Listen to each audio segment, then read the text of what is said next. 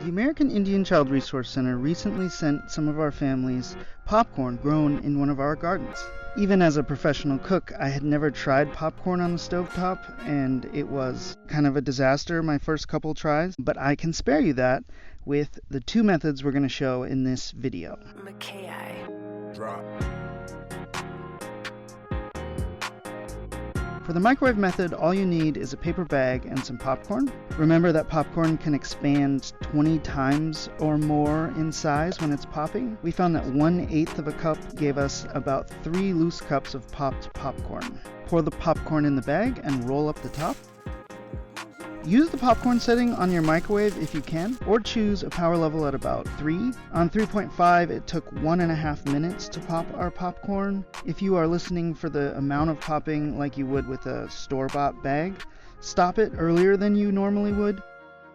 You will waste the whole bag if you burn it, so I always try to remember that I want to stop it sooner rather than later.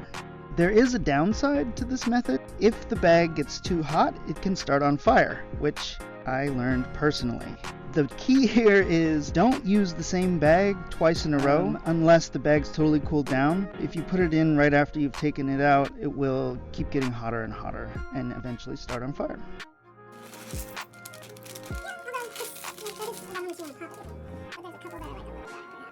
The stovetop method does require oil, unlike the microwave method. This recipe you will need a neutral oil, a pot with a tight-fitting lid, preferably one that you can see through, cup measure, and a teaspoon and a tablespoon measure. Of course, you'll also need your popcorn.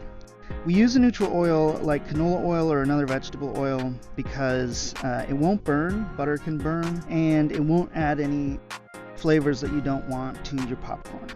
Pour the oil into the pot.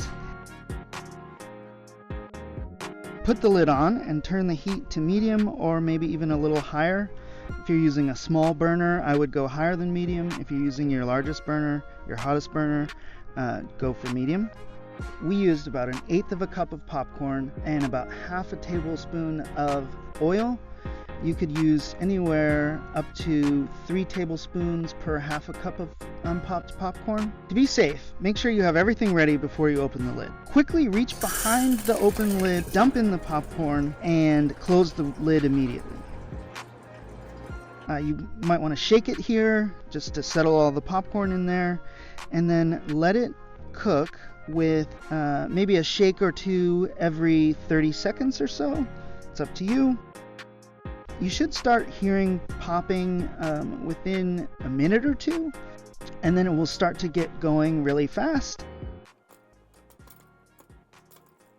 Once the popping slows, take it off the heat, shake it a bunch of times, letting all the kernels pop, because if you open it too soon, they'll pop out all over the floor. You probably will guess wrong and it will pop one more time. It seems to happen every time, but that's part of the fun.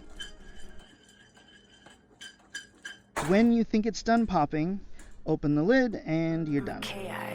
Drop. In the coming weeks, we will be releasing videos with some recipes that you can use, including a maple syrup popcorn, like caramel corn, and a sage butter popcorn. So check back in for some ideas for what you can do with popcorn, and thank you for watching.